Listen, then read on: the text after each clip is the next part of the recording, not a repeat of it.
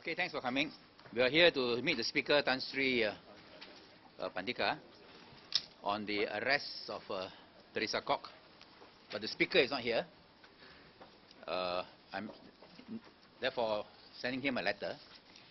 And you've got a copy of the letter. Read this letter. The letter to the Speaker.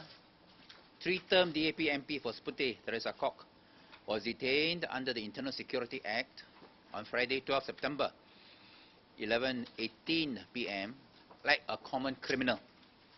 On her return to her KL condo, at the condo entrance, and has since been held incommunicado, as if she is a Malaysian version of Osama bin Laden, posing a grave threat to the security and stability of Malaysia.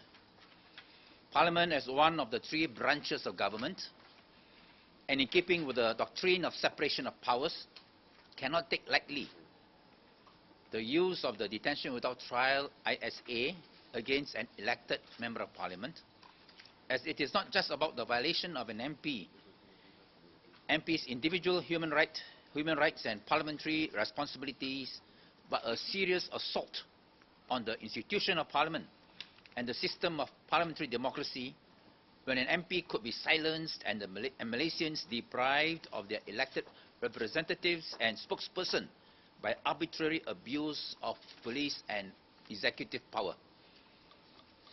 This is all the more so when it is as clear as daylight that Teresa's detention was founded on completely baseless and non-existing grounds. Home Minister Hamid has said that Teresa was detained under the ISA as she had questioned the sensitive issues such as the Azan, and that could cause ill will and disharmony. This is a complete frame-up, as there is substantive and conclusive proof that Teresa had not been involved in any Azan controversy. Parliament never enacted the EISA to provide the police with powers to detain persons to undertake a fishing expedition, to ascertain the truth or otherwise of a baseless and defamatory allegations against an MP, just as the ISA was never enacted to protect the personal safety of a journalist. The ridiculous excuse given by the Home Minister to justify the farce and scandal of the 18-hour ISA detention of senior Sinchu reporter Tan Hoon Cheng. The Azan allegation was first made by former Selangor Menteri Besar Hea Toyo, which was then sensationalized by Utusan Malaysia. And this is, of course, the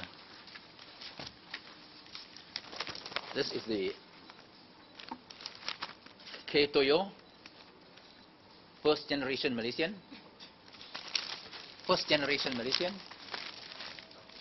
Ada usaha larang azan di Masjid Selangor, which started off with the frame-up against Teresa. Here's one. I don't have to read the rubbish that the Toyo has said.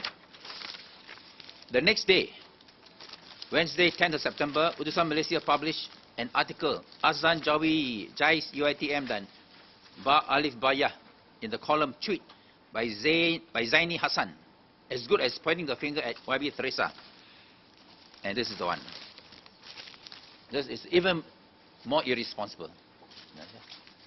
I just quote two paragraphs here as to what is in this very, very vicious, venomous, mischievous article.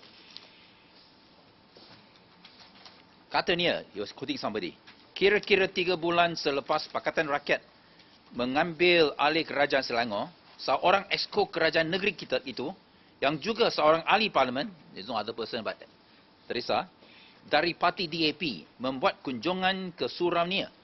Yang peliknya, YB wanita itu datang pada waktu sebelum subuh. Tanpa rasa malu-malu atau rasa bersalah, dia menasihatkan pengurusan surau itu supaya tidak melaunkan azan dengan kuat menggunakan berbesar suara, terutama pada waktu subuh. Katanya hasil tinjauan pada waktu subuh itu cuma ada Imam Bilal dan 3 orang sahaja makmum, dan the rest. It's all inside my letter to the Speaker. Teresa had made an immediate denial that she had tried to disallow azan in Kota Damansara, Sri Sedang and Puchong Jaya. The mosque committees in both areas have endorsed Teresa's denial, and the Masjid Kota Damansara officials explaining that a damaged amplifier had resulted in the calls to prayer to be made without the aid of a PA system, while Masjid Kinrara Mosque Committee said Teresa had never set foot in Masjid Kinrara and was not involved in the azan petition issue in the area. The past MP for Kota Raja, Dr. Siti Maria, had also lodged a police report against her on Thursday for a statement published in the Utusan on Tuesday, as it was maliciously intended and aimed at raising the anger and anxiety of Malay Muslims. The police has no basis whatsoever, therefore, to detain Teresa under the ISA for the baseless and non-existent grounds linking her to any azan controversy, as the police should have all the information to show that there is no basis for the azan allegation against Teresa 24 hours before she was detained under the ISA. As an active political leader, the Home Minister cannot be ignorant of news, whether in the printed or electronic media, to know that the azan allegation against Teresa was the irresponsible and sole concoction of Khair and Utusan. Parliament and MPs also cannot pretend ignorance of the completely baseless and non-existing grounds for the azan allegation against Teresa, raising grave questions about the efficiency, independence, impartiality and professionalism of the police and Home Ministry in launching the ISA strike against Teresa.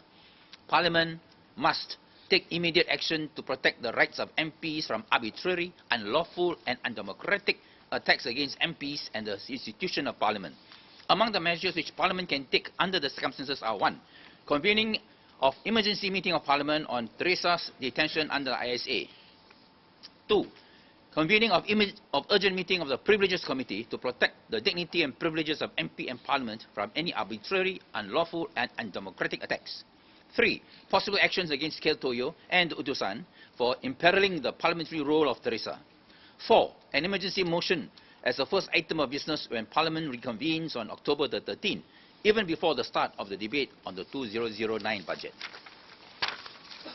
I write to ask YB Tan Sri as Speaker to take all the necessary action to protect Teresa and the institution of Parliament in the face of these arbitrary, unlawful and undemocratic threats to the system of parliamentary democracy in Malaysia. This letter that I put into the Speaker since he's not here. Second, I want to announce that I'm convening a meeting of all MPs on the Wednesday at 3 o'clock in Parliament House to launch a free MP Teresa Kok parliamentary caucus.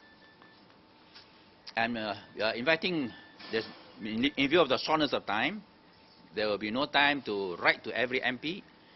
222 MPs. To one, okay, to one MPs.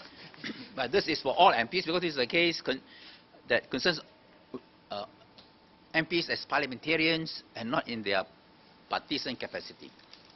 I've spoken to the parliamentary opposition leader Anwar, and I've spoken to the minister in charge of Parliament for the government, Nazri, informing them of this meeting on Wednesday, and to invite and all MPs from all, regardless of party, will be invited for this parliamentary caucus, free MP Teresa Kok parliamentary caucus, in order to defend the rights, privileges, the dignity of an MP from any excessive abuses of power by police and the executive. And I hope that all MPs will come, all ministers will come, and in view of the shortness of time, it's not possible to write them, but we will try to reach them by phone, but this will serve as an invitation to them. And the MP for Batu Gajah, Yang Berhormat the Fong Poh Kuan, will serve as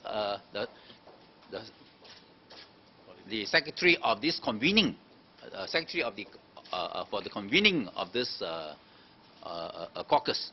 She will try to contact all the MPs, the ministers individually, getting assistance from other MPs, because I think this is something which all MPs must come together in their parliamentary capacity.